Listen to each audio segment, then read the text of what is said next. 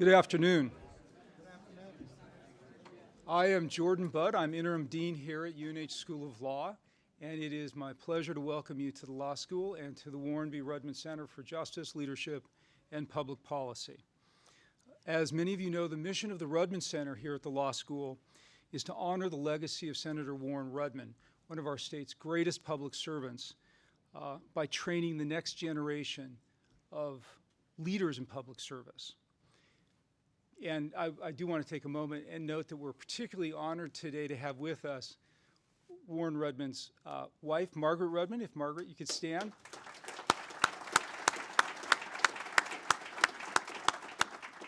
Margaret has been an incredible friend and supporter of the law school and the university as we've built this center into really the ambitious realization of, I think, the senator's expectations.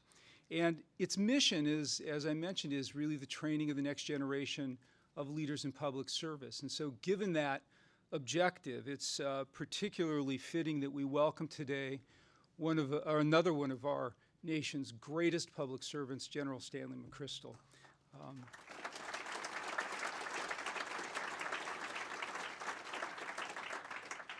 We are so honored to have the General with us today to discuss with us his inspiring and really ambitious proposal for the development of a system of universal national service among our youth. As we had a chance to speak briefly about over lunch, it is kind of a seamless connection, public service. It begins, among young people earlier than high school. It carries through that period of time, all the way through their work in college and in graduate schools such as this, and through the rest of their lives. And his proposal is really, I think, a real exciting and profound challenge to the nation to step up our commitment to prepare young people for a lifetime in the service of our country. We're also honored today to be joined by the President of the University of New Hampshire, Mark Huddleston, who is another of our state's leading public servants. So, Mark, it's a pleasure.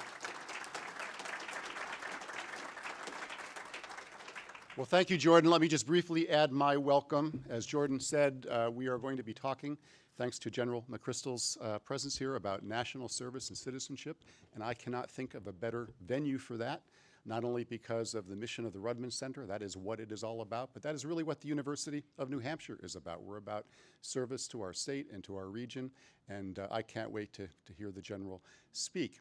And to introduce the General, we have one of the products of our great service-oriented, citizenship-oriented universities, and that is a young woman who graduated just this last May, I think, who is now working with City Year. She is absolutely identifiable with a lovely red jacket she's wearing, and she's working here in Manchester in an elementary school, and I'll ask Samantha Dokis to come up and introduce General McChrystal.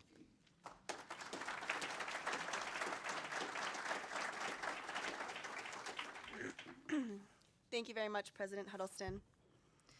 Good afternoon. As President Huddleston just mentioned, my name is Samantha Dokis. I'm 22 years old, and I proudly serve with City Year, New Hampshire. I attended the University of New Hampshire, where I majored in biomedical sciences and minored in dance. In July, I will be attending Penn State College of Medicine. My dream is to one day join the United States Air Force and become a military physician to continue serving my country. I chose to take a year off between undergraduate and medical school because I wanted to do something that I am very passionate about: national service. I heard about City Year and fell in love with the culture and goals that they embody. Similar to the Franklin Project, City Year dreams that one day national service will become a cultural norm and common expectation. I strongly believe that every young person should give a year of service, whether that's civilian or military, in order to solve some of our nation's biggest challenges. My experiences with City Year have strengthened that belief and shown me the true importance of giving back to my country. Giving a year of service has allowed me to make a difference while also gaining skills that have helped me to become a better citizen.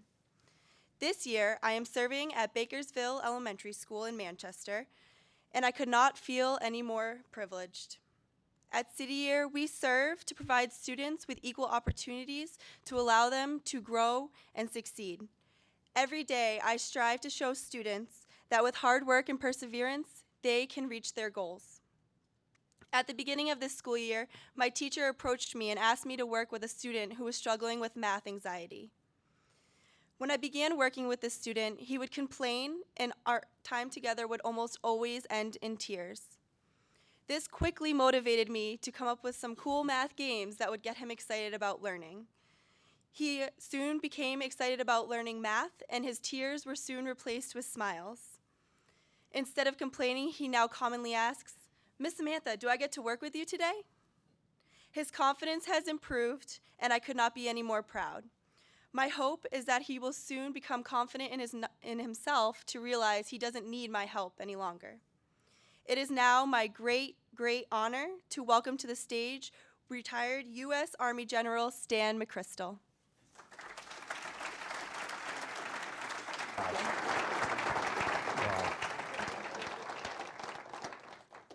Okay, I don't think I have to say much after Samantha.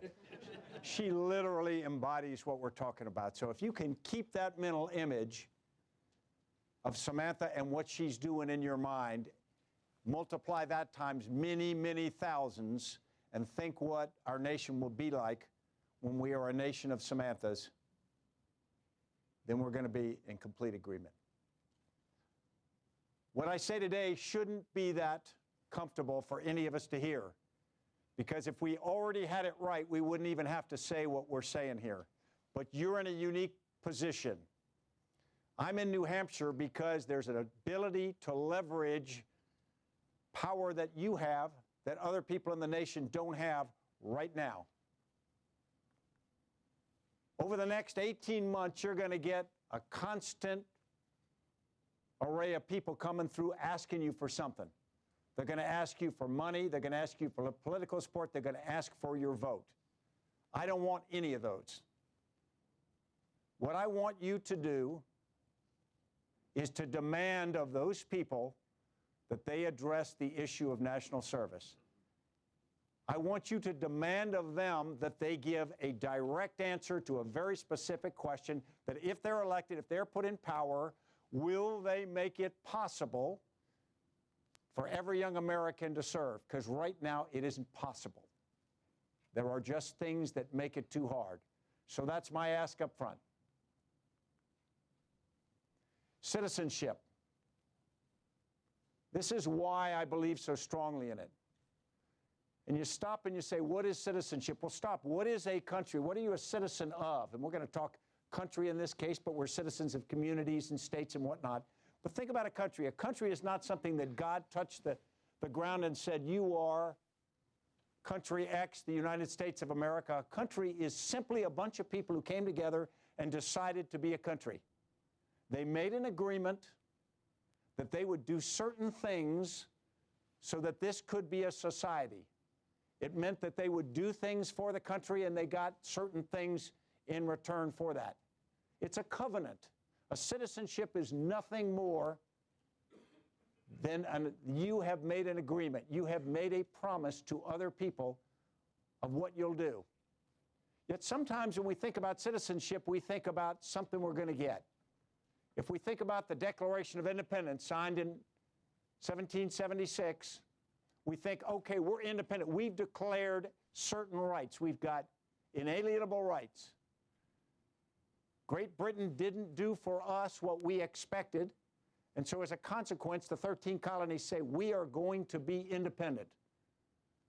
It's sort of like a teenager, and I did at 16, 17, announced my independence to my father. He said, have at it, buddy. Sent me off to West Point. Not so much independence, but think about it. We think about this independence. We think about the idea of what we are as citizens, and if everybody for a moment thinks, what does being a citizen of the United States or a citizen of New Hampshire, a citizen of anywhere mean to me? What's it imply to me? You say, well, I get to vote. I am guaranteed certain rights legally. I am guaranteed the protection, security of that community that it gives me. I get a lot for being a citizen.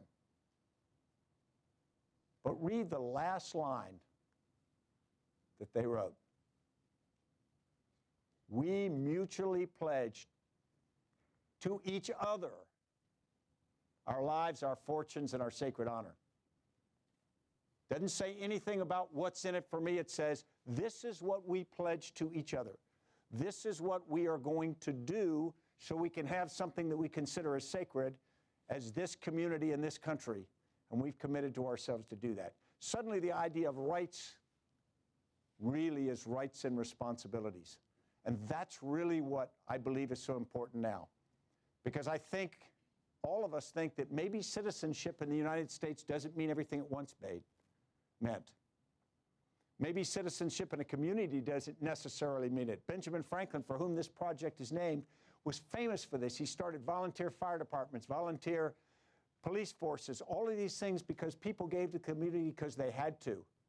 Now, if we think of citizenship, we go back to rights, and sometimes we say, well, I get to vote and I have to pay taxes. That's a pretty small definition of citizenship. I grew up in the Ranger Regiment.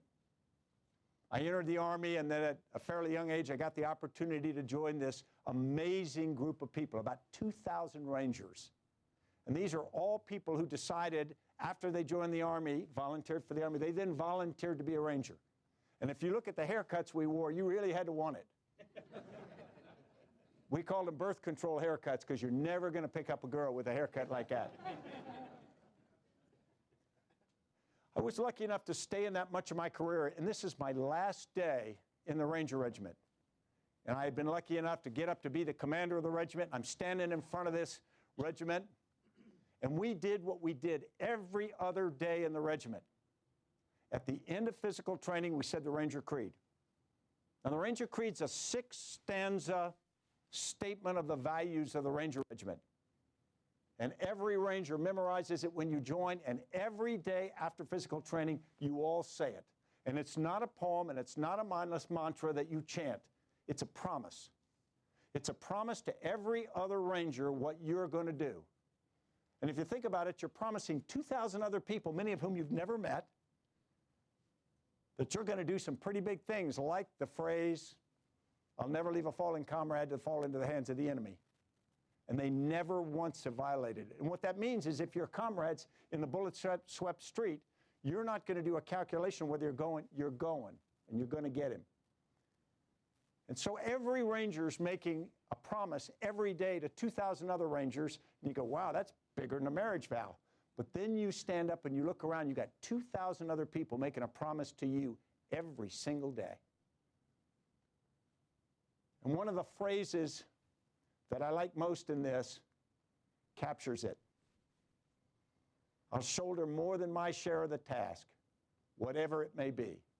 Not if I like to, not if I want to, not if it's easy, not if it fits my skill set, whatever it may be, because I have a responsibility that I've accepted because I joined this organization, and it's so important to me to be a part of this organization that I'm willing to do those things that it demands of me, because I think it makes me better.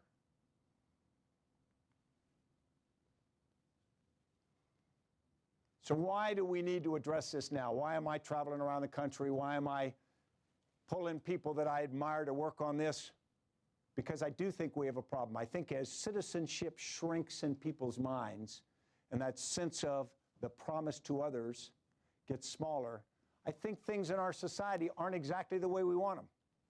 There are an awful lot of good things, but there are a lot of things that aren't like they could be and not like they should be. And maybe they're not going in the direction where the young people in our country get to view the future with as much hope as we got to. We have this sacred right of voting. Think how powerful that is. People fought for it for years. And in 2014, an impressive 33% of us went out to vote. And you say, well, you know, we're busy, we got a lot going on and whatnot. In Sweden, of course, they don't have as much going on, so a lot of them vote. But my God, we're better than a place like Iraq. Uh-oh. Less than half the rate of Iraq. Now suddenly we stop back and say, America's exceptional. Exceptional ain't something you are, it's what you do. You're exceptional if you do that every day and how you behave and how you act as a society and individuals. That's not too exceptional. So what's the requirement? What do we got to do? We got to regain a sense of citizenship. We've got to, inside each of us, build something that says, I am a citizen, which means I have to do and be certain things. Many of us have it there. Many of us exhibit it every day. The kind of people who come to a talk like this probably embody it all the time. But not everyone, and not all of us all the time. And then you say, well, how did I get there? If you are a good citizen, how did you get there? How do you stand up straight? How do you believe certain things? Well, you were born of good parents, right? Maybe. Or you read a good book, or you had a good civics class in school. But I don't think that's what does it. I don't think that's what did it for me. How do you deal with a problem like that?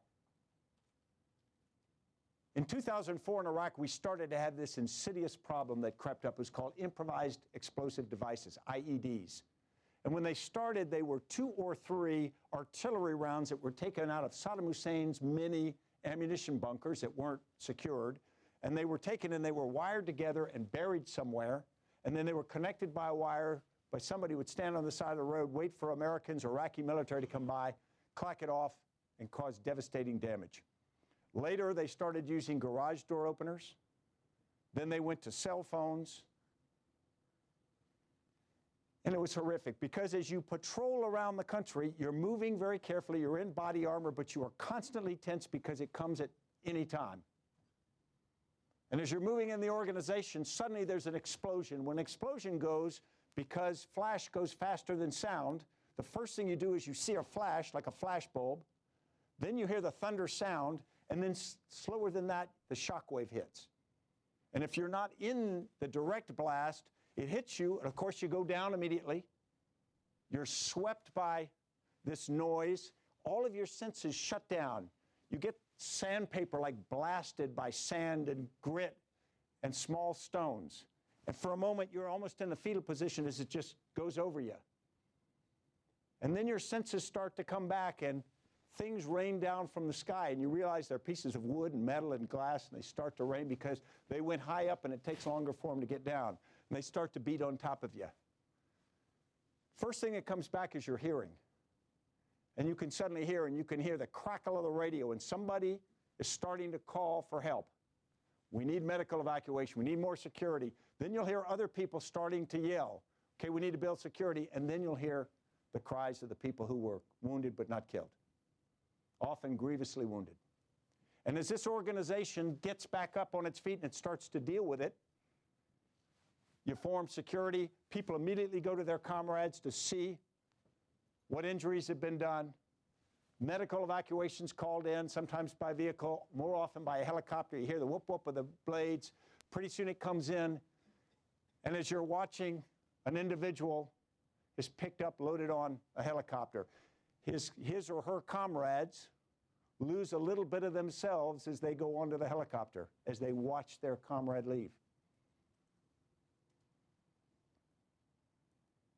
When this first happened, what we did was try to protect ourselves. We got better body armor. We bolted and welded metal sheets onto our vehicles.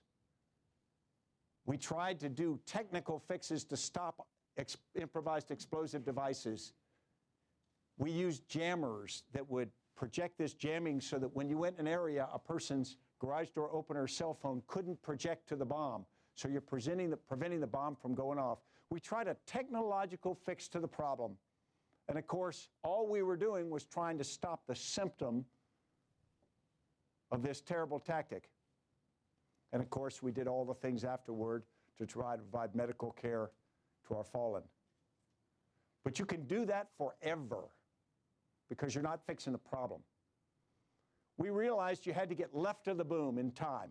The boom being the moment the improvised explosive device went off. You got to get before it, not 10 seconds, not 20 seconds. You got to get way before it, and you got to find out, why are they doing this? Who's doing it and why, and get at the root problem and solve the problem.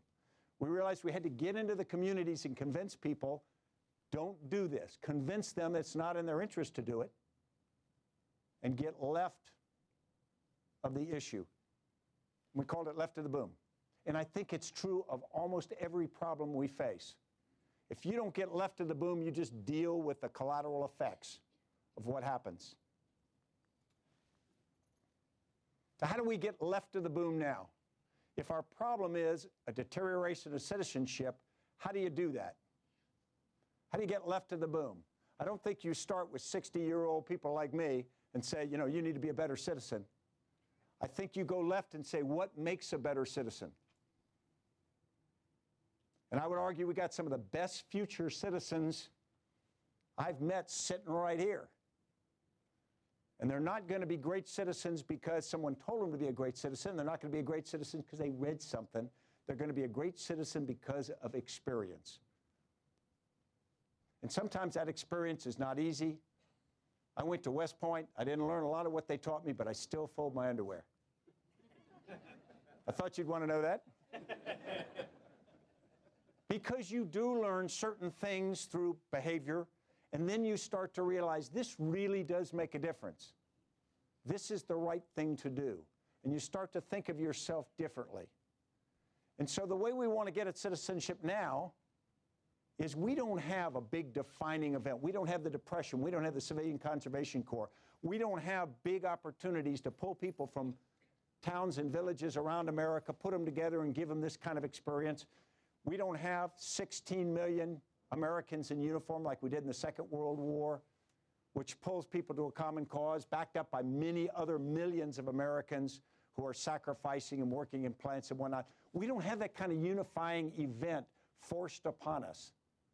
Instead, what we've got is this sort of slow degradation of who we are. We've got these petty political fights. We've got these other problems. And so what I'd argue is we've got to create the experience. We've got to create the unifying experience that changes people. And the concept behind this program, the Franken program, is to create a service year for all young Americans. Now, there's programs for older people and younger people. This one's focused on citizenship, and the product is alumni. The product is people who go through a service year who at the end of that service year come out differently. They come out as more experienced, more familiar with what the idea of responsibility is, and across a range of things. Because right now we tend to think of service as service members in uniform. And for some reason, whenever we close our mind and we say thank you for your service, we say thank you for your military service. That's what we're thinking. That's not what I think we should be saying. I think military and civilian service are two sides of the same coin, and they have to have the same kind of respect, the same kind of focus. And so what we want to do is create a year of paid full-time service for young Americans. Healthcare, education, disaster assistance, any number of things, because you certainly don't need everybody just in the military. You need them in this range of things. And then we need to create in that a culture which we call service is voluntary but expected. There are about 4 million young people in every year group in America. We think that when we get to 1 million opportunities, so 1 million young people serving every year, and we're way below that now, we're about 200,000. When we get to 1 million, then suddenly every lunch table in school will have somebody who's planning to serve. Every dinner table, every family will have somebody serving, and that's when you get to a tipping point where suddenly service is expected. It's in people's psyche. It's not that one-off. What happened to Susan? Oh, she's doing service. Everybody kind of is quizzical. No, it'll be, the conversation will be not are you going to serve, be where you're going to do your service. But it's going to take a lot. It's expensive. It's going to take effort across our society. It's going to take leadership from politicians, from business leaders, from academicians. It's going to take a lot of effort to create something that changes the culture of America, because that's what we're talking about. We're talking about pulling our culture back towards something we had before, but we're going to need different tools because times are different. We've got someone here in New Hampshire. Stephen, where are you? This is not a national program. Stefan knows where you live. He will hunt you down. And the idea is for us to create across America a network of people serving, informing others about service. Show me the mechanics, which we can discuss in question and answer about this, so that at the grassroots level, we have a demand for service, and then we have an effective way to deliver it. This is what we want, right? This is what we all think we have. We think all of us in this room secretly say, well, these other people may not be responsible, but I am.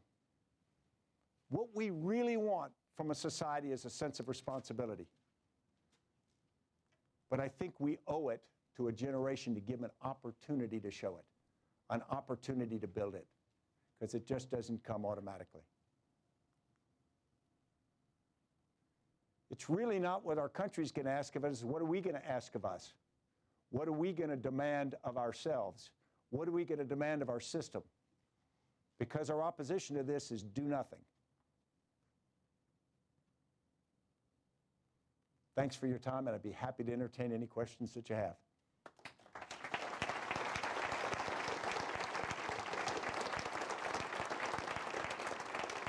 Sir. Thank you, General. I think it was General Dempsey who said not so long ago that one of our biggest threats to America was the deficit, and this would obviously cost a lot of money. Do you have a solution for that?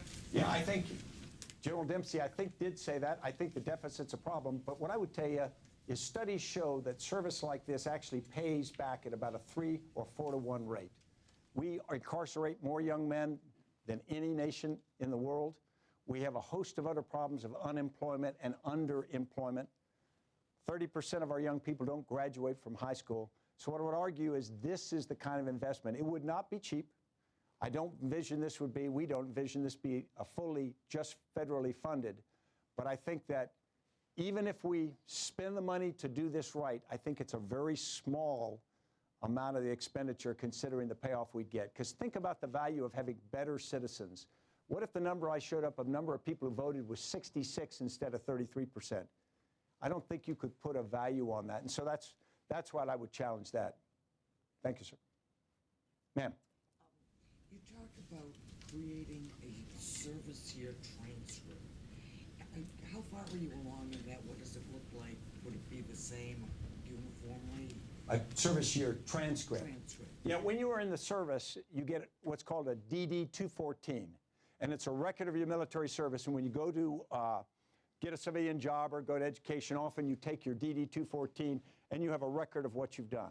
So I think two things. We have to create a service year transcript so someone has proof of what they've done that is understandable across our society, because right now, in many cases, if someone comes in and says, I did something, and the people aren't familiar with what that program is, it's really hard.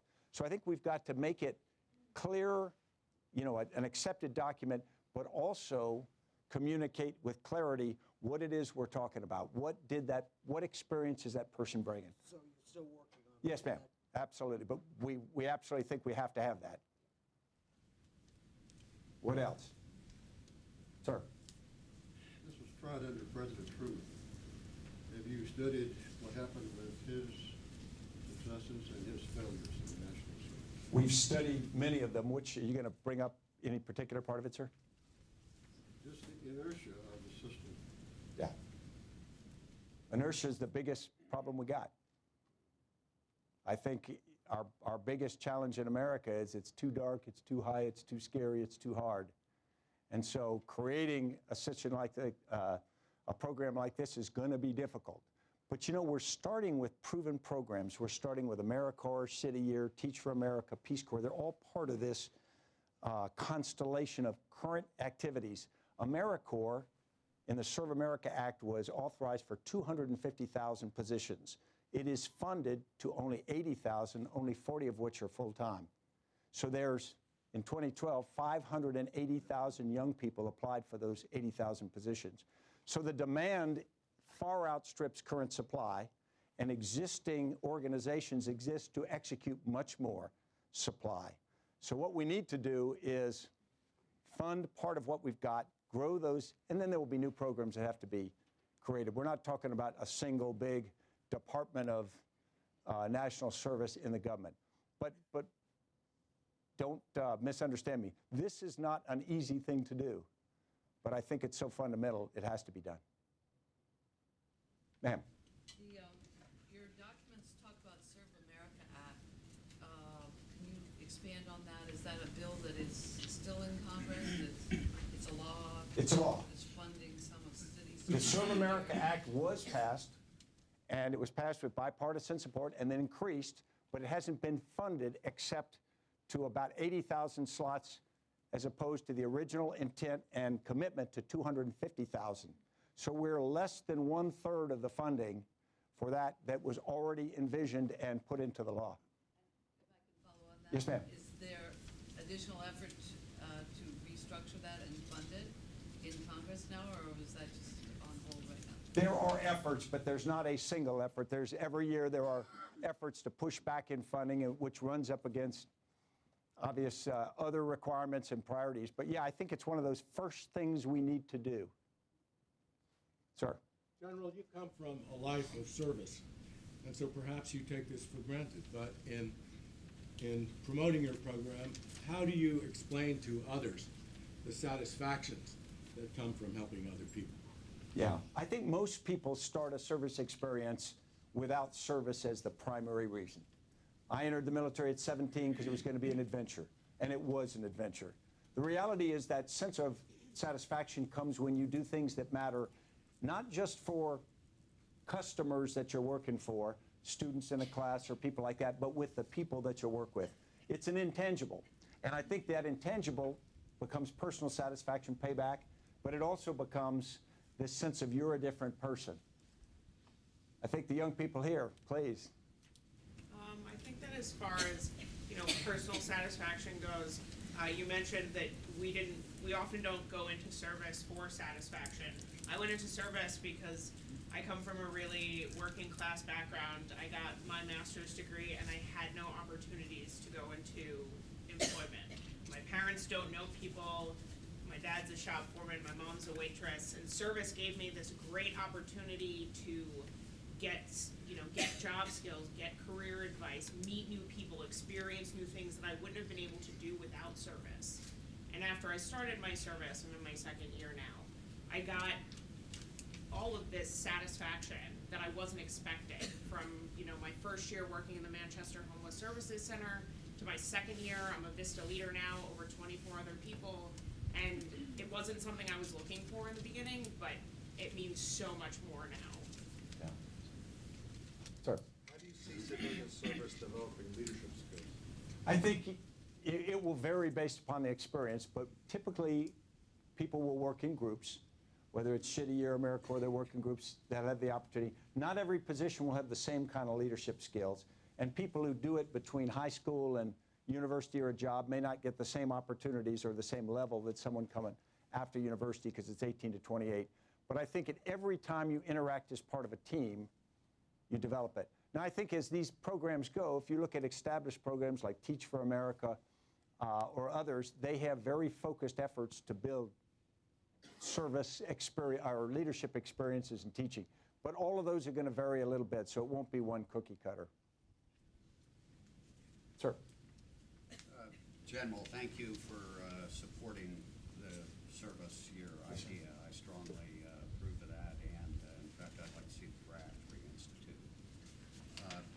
You mentioned low voter turnout here and also elsewhere, near record lack of trust in government as symptoms of the problem you're trying to fix. I and many other people think that the flood of money into our politics is really the root cause of those two problems and many others. And there are nonpartisan or bipartisan efforts to try and fix that problem. Is that something, do you agree? And if so, is that something that you could speak out on or sign on to either personally or through the Franklin Project? Yeah, yes, sir. The question was really money in politics and would I feel comfortable opining my personal opinion and what I do it through the Franklin Project. And the answer is, I do agree. I think the amount of money in politics is out of control. But that's not appropriate for me to say as part of the Franklin Project, because the Franklin Project is focused on the national service part. Separately, I would say that I do think it's an issue, and I think it's an issue that we as a nation have got to address very directly, and I'm happy to speak out on that. The Franklin Project is designed to be very nonpartisan. It's designed not to be owned by either end of the political spectrum. And so what we try to do is not let it get too enmeshed in other parts of it. Ma'am. On a lighter note, how do you feel about Brad Pitt portraying you in the movie adaptation of The Operators? And was there another actor you would have preferred? I expected Schwarzenegger, but no. Yeah. No, I mean, if you start taking that stuff seriously, you're lost. What else? Sir.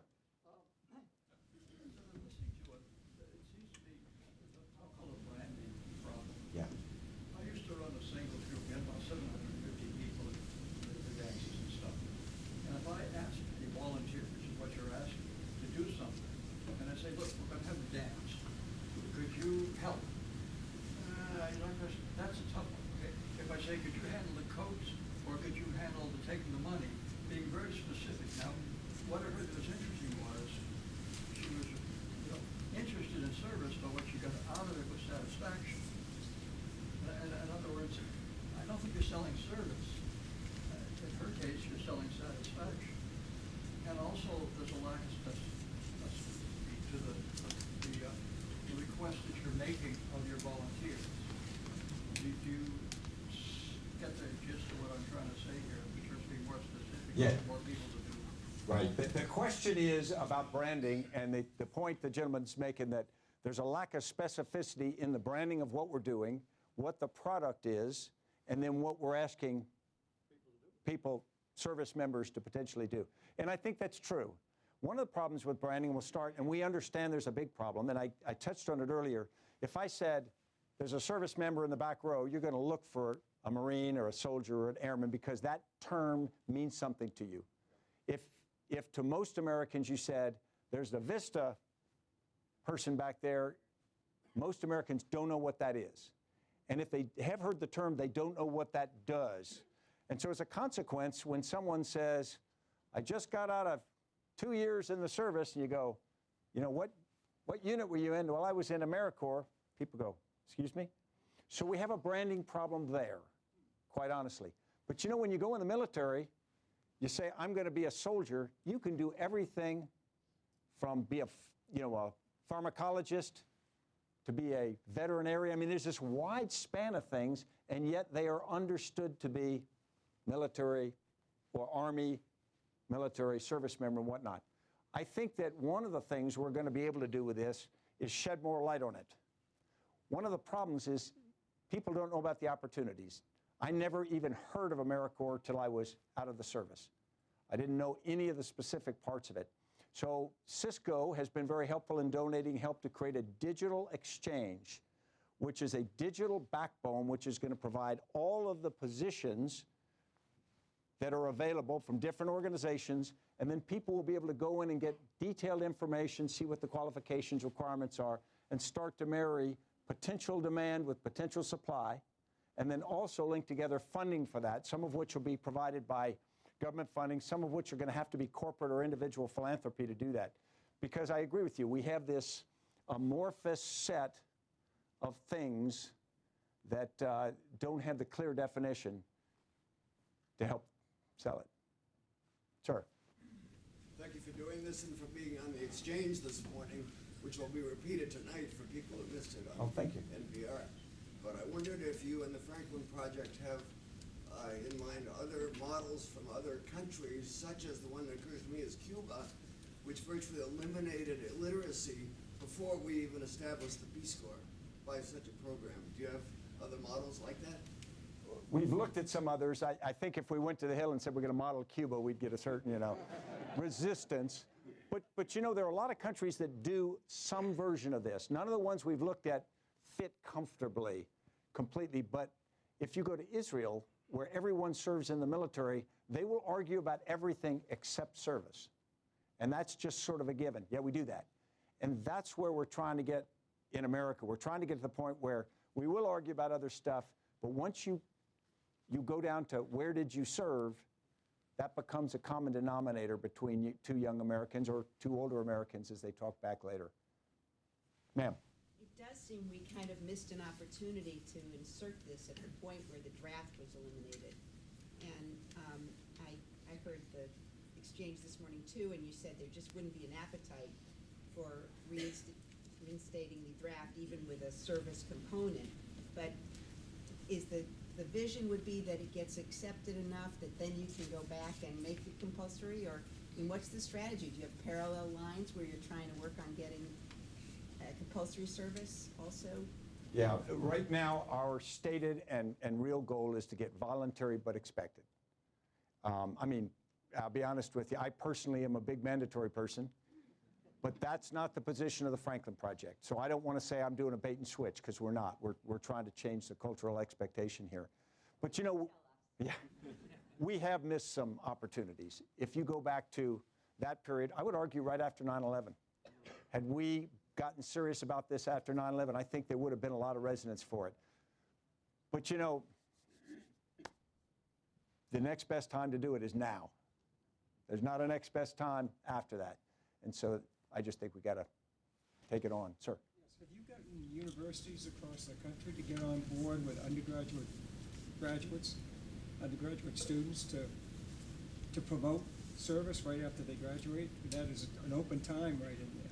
Yes, sir. We're working a lot of different programs with universities right now. I've met with university presidents by the dozens to try to do this, and I think there are going to be a range of different programs. One, for example, Tufts has been in place for a year and a half now, almost 2 years, and their program is called 1+4. And you apply to Tufts University, and your first year, you are kind of like red-shirted. You do national service, then you start the next year and do your 4 years. They get a more mature freshman. Their national service is conducted under the supervision of Tufts, although it doesn't have to be in Boston. And if you're on financial aid, they pay for it. And so the parent who's worried about their kid getting on to college, and the kid goes, well, I'd really like to go do a gap year. Sometimes there's an angst that says, maybe my child will go off and never go to college, and you're worried. This is one that says, okay, yeah, they're going to college. They're part of this. So we're looking at 1+4, we're looking at 2-1-2, and then other colleges are already supporting immediately after graduation. One of the things we've got to take on there is resistance, though, cultural resistance for get on in the workplace. You know, particularly, I teach at Yale, and a lot of kids there are going to get on to greatness. They're going to get to Wall Street. They're going to get on to something like that. And they're afraid that if they don't get on, they're going to get a step behind. And so what we are working with a program called Employers of National Service is for employers to publicly state, we value national service. And we want some of them to go even further that says, do your national service and then report to us 1 year from now. And I think that can lower some of the angst, because right now I think there's cultural concerns about that. But this is all part of getting it into the system, I'd say. Is that fair? Sir. Will you integrate religious service among many major churches have service periods? And have you contemplated that? I know the church separation issue, but what are your thoughts? Yeah, there will be faith-based service that will qualify to be certified. So the answer is yes. Ma'am. You just hit what I was going to ask. You mentioned qualified to be certified. These different organizations, I'm thinking, why do they actually need you? In a way, you sound like this layer of bureaucracy, and particularly some of these universities have programs that seem to be working very well. What is it they need from you, and are they working with you, or are you just more bureaucracy? I don't think we're more bureaucracy, but it's a fair question. The question is, why would an organization need us or want to be a part of this? Now, there are organizations that seem to be working really well. You take Teach for America or the Peace Corps, but they're very small. The scalability of either of those programs has been severely constrained by funding and other support. I would say that organizations do need us, because as we push through the idea that a certified service year experience has value for the person coming out of it, two things happen. One, they're going to get more people wanting to serve in that. And second, they can compete for funding. They can say, we are a certified experience for X number of young people here, and they can come in for funding. Plus, an awful lot of people like universities understand if we can create a common metric, an accepted metric of what a year of service is, that has a value in itself, because otherwise, if you have very, very different views of it, some of them are just not going to be viewed as credible. So as a follow-up, that question, that is what your organization will be doing, is setting sort of a standard for that year of service that you certify organizations? There is a coalition of organizations. The Franklin Project is organizing a coalition of other organizations to do this. We have a mighty staff of 6 full-time people. And so we're not creating a big bureaucracy. We're not the conduit for money to these organizations. We are being the advocacy to organize this constellation of things into a coherent single plan that will get more resonance with the American people, get more resonance with things like Congress, the Serve America Act, so we can make the service year a reality. The execution will be done through all of these agencies, much more local, because we think that's going to be much more focused on the problem and much more efficient in the end. I just don't think a big bureaucracy is what we need right now. Ma'am. Yeah, a lot of people talk about internships that college students do being a form of corporate welfare. Is this going to be like a form of nonprofit corporate welfare in place of like decent entry-level jobs? Yeah, that's a great question. The question is, sometimes internships for commercial corporations are viewed as like free labor for a year. Is this going to be that? And that is not the intention. The intention is those certified positions in those nonprofits have to be viable, real, valuable positions. And then that nonprofit can get funding. Maybe it's funded by Serve America Act, maybe it's funded by philanthropy to provide the person or people who do those jobs. So in one sense, the nonprofit may not have to pay for it. They may have to pay part of it.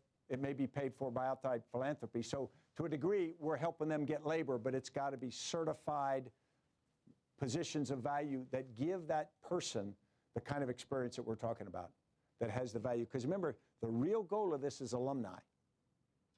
The work is of value, but the goal is alumni. It's better citizens later. Ma'am. Thank you, General. I appreciate what you've had to say, and I had the opportunity to be an AmeriCorps member 12 years ago, and it was great, paid off some of my loans. But I also had the privilege of being married and having a place to live while some of my fellow AmeriCorps members were making about federal poverty and had minimal, if any, health care. So for those of us in the room who really want to be on board with what you say, what are you asking us to do to forward the mission, but also make sure that the experience, not just the alumni experience, but while you're doing it, is, if not sustainable, You're an alumni. What do you recommend? Well, as I said, I had a place to live, but I watched people who went from Florida having no, winter gear trying to live in Hartford, Connecticut on $9,000 a year. And I'm not saying people should do this to make a lot of money, but I think that there are financial implications to living at the federal poverty level, for a year. And I'm not saying can we, double the salaries, but what would you recommend? How do we get there? I think those of us in this room are for service, but what would you ask of us who aren't 18 to 28 anymore? I think I know what the fix is. What would you say the fix is? Money's always a good solution, but it's got to come from somewhere. Do you vote? I do, yeah. Then people listen to you. That's really what I'm saying here. We have got to pay people enough money so that a parent feels comfortable having their son and daughter in the environment which they're going to serve. Now, as you say, it should not be enough money to get in trouble. It should not be enough money to confuse it with a lifelong job. No, it's not. But it should be, reasonable so that it's safe and it's, you can eat well and you can do all the things that you do normally. But this is what we need here. You've already served. I'm not asking you to serve again. I'm asking you to demand, if you believe in the program, if you believe that you're a better person than you were before you served, and you think other people ought to get that opportunity, you got to demand of people. You got to demand of politicians, and you got to demand of your fellow citizens. You can't just say, boy, wouldn't it be nice? Because we can close our eyes and wish forever, and it probably won't happen unless we do something. Sir? I'm a firm believer in you reap what you sow. How low, how deep does the initial kernel get planted for someone to strive towards national service. And the high schools have some requirements that their service, that some service to the community be provided as a prerequisite to graduation. Is there any integration between the programs you're talking about and those school programs to lead someone into that desire to go ahead and serve when they get older? Yeah, I think there should be. There almost has to be. You have to start the discussion of it. I knew when I was about 3 I wanted to be a soldier because I was around my father and whatnot.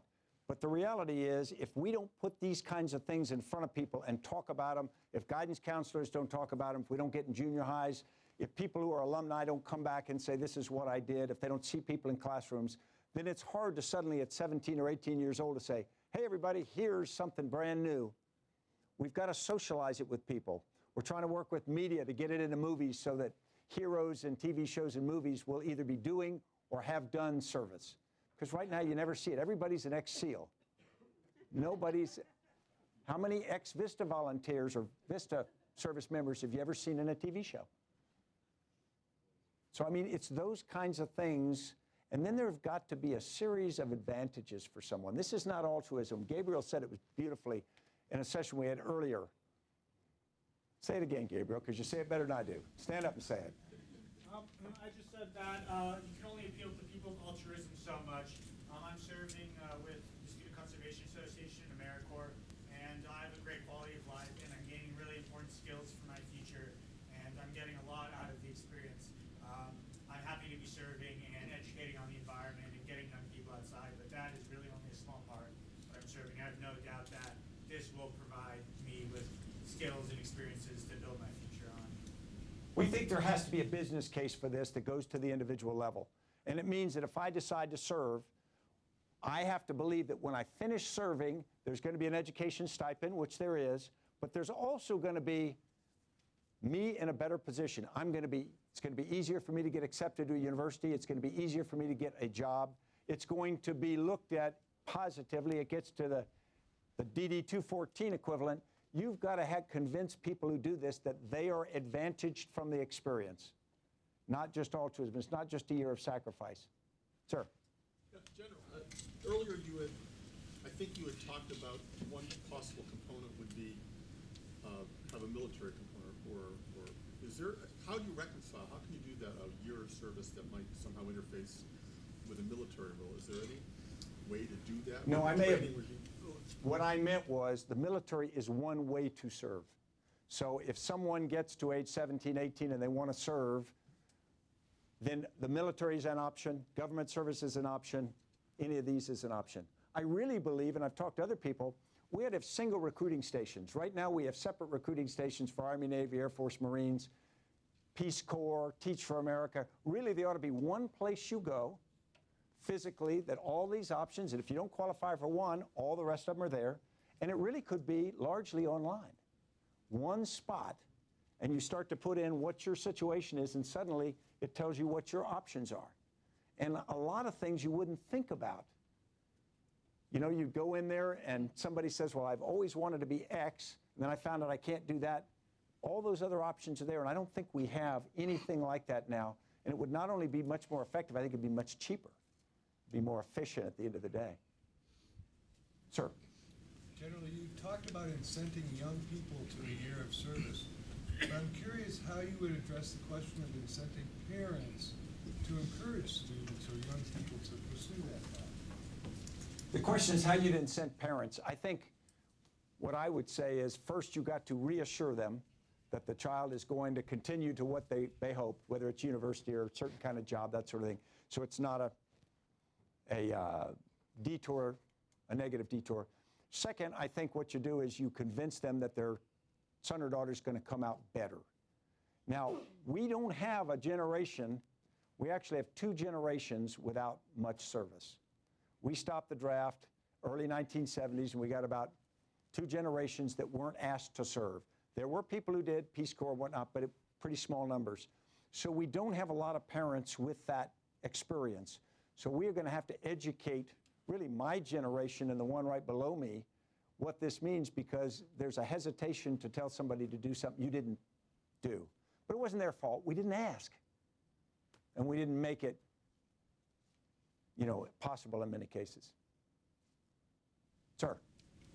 You've spoken about the challenge of funding from not necessarily the participants, but those who are sponsoring these programs. And I wonder if you are working to define programs where the funders actually make out.